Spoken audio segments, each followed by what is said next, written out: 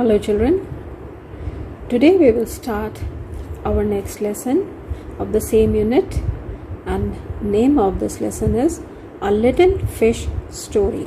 एक छोटी सी मछली की कहानी. As you can see all here, this is a small fish and how does it look like?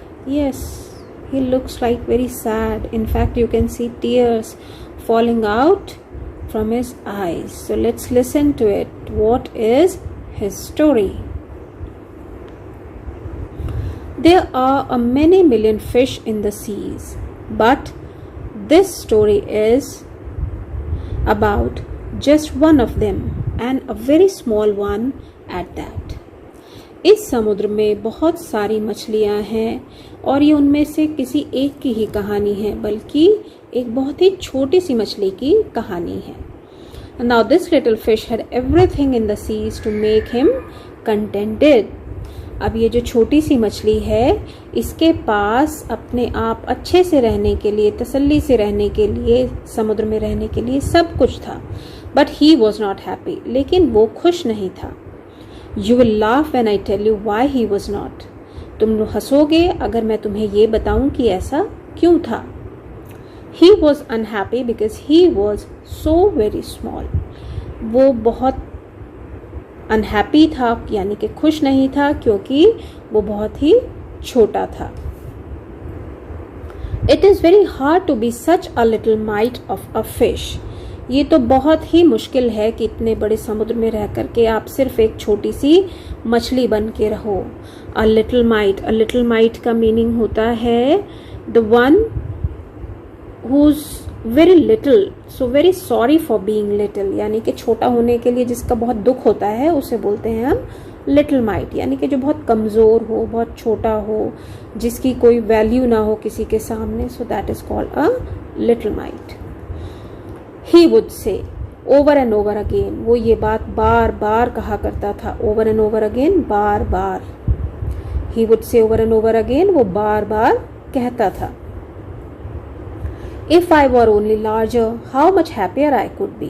अगर मैं थोड़ा बड़ा होता तो मैं कितना खुश होता. And he said it so many times that I think he believed it. और मुझे लगता है, यानी कि मुझे किसे, जो ये स्टोरी बता रहा है उसको, और मुझे लगता है कि उसने ये इतनी बार कहा कि उसे भी इस बात का यकीन हो गया. Believed it means यकीन हो जाना. So children, whenever you say or you speak something again and again, what happens? You start believing in it. So it is our duty to always speak good and wonderful things, so that if we believe in them, we could progress, we can succeed. कभी भी अपने आप को कमज़ोर नहीं सोचना चाहिए, कभी भी अपने आप को छोटा नहीं सोचना चाहिए. One day he was swimming along with the rest of his school. Now I'll short it a bit.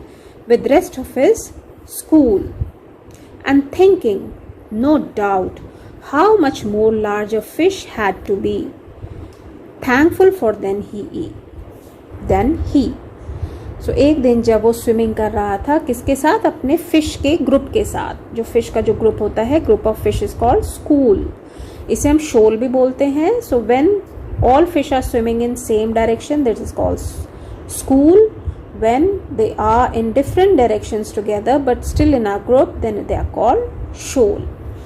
तो उस छोटी फिश ने, स्मॉल फिश ने, जब वो अपने ग्रुप के साथ तैर रहा था तो उसने कहा कि नो डाउट, हालांकि कोई बात नहीं कि मैं थोड़ा और बड़ा हो सकता था, लेकिन चलो जैसा भी है ठीक है.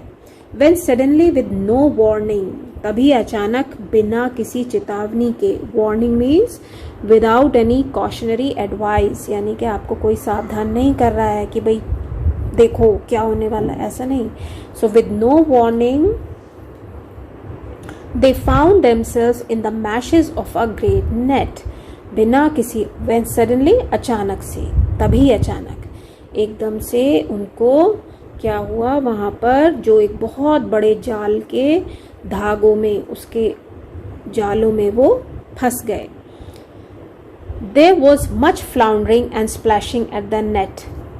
was drawn up of the water into the sunlight. अब जैसे जैसे वो वहाँ पर बहुत ज़्यादा क्या हो रहा था, फ्लाउंडरिंग हो रही थी, यानी कि छटपटाना हो रहा था. Floundering means to struggle in water, यानी कि वो पानी में बहुत छटपटा रहे थे इधर उधर इधर उधर. एंड स्प्लैशिंग, स्प्लैशिंग मीन्स छप छप करना. सो मीन्स जिससे कि पानी जो होता है it falls in irregular drops. So they were floundering and splashing. जैसे जैसे वो जो नेट था, जाल था, उसको बाहर ऊपर की तरफ खींच रहे थे और सनलाइट की तरफ वो जाता जा रहा था. And just as its hull was being emptied into the boat, और जैसे ही उसको खींच करके, अब जाल को जो खींचना होता है that is called hauling, यानी कि उसको जो ड्रैग करते हैं इस तरीके से, that is called hauling. अब जैसे ही वो जो हॉल था, यानी कि जो जाल मछलियों से भरा हुआ था, उसको जो फिशरमैन वही खींच रहे होंगे, उन्होंने उसको खींच करके बोट पर खाली कर दिया. Emptied means खाली कर देना. Emptied into the boat, the small fish in the school wriggled through the mesh and slipped back into the cool, clear water. So let's read it again. Into the boat, the smallest fish in the school wriggled through the mesh and slipped back into the cool, clear water. Wriggled. Now, what is the meaning of wriggled? Wriggled is twist and turn with quick movements. तो जो मछली थी, छोटी सी जो मछली थी, उसने क्या किया कि वो बहुत तेज़ी से रिगल करते हुए, रिगल मतलब एक मुड़ते चुड़ते धीरे से वो स्लिप कर गई, जाल में से निकल के और पानी में चली गई. क्योंकि वो छोटी सी थी तो वो जो जाल के बीच में जो स्पेस था, जो उनके दोनों जो मैशे होते हैं उनके बीच में जो स्पेस होता है, उसमें से निकल कर वो पानी में वापस चली गई. He swam here and there and everywhere. वो इधर उधर सब जगह तैरने लगी. And some of the fish who knew him well all the rest of his life. और उनमें से कुछ मछलियाँ जो समुद्र में थी, जो उसे जानती थी, उन्होंने ये देखा कि उसने अपनी बाकी सारी जिंदगी said that they never again heard him say that he wished to be anything but a little fish.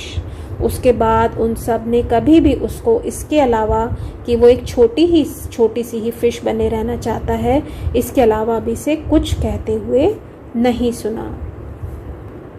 So children, this is a story about the little fish who wanted to be a larger one, but ultimately his smallness, his littleness only saved him, so that the fish could slip through the meshes and could get back to the water. So children, what we learn from this story, it gives us a very important lesson that whosoever we are, we should be happy, because God, even if God has made us like this, He has something in His mind, and we are useful and we are at our best the way we are. So be happy children, read it and read it loud and understand the meaning where I have told you. Now we will discuss few word meanings also. In the new words, they have given you new words, so we'll discuss these new words.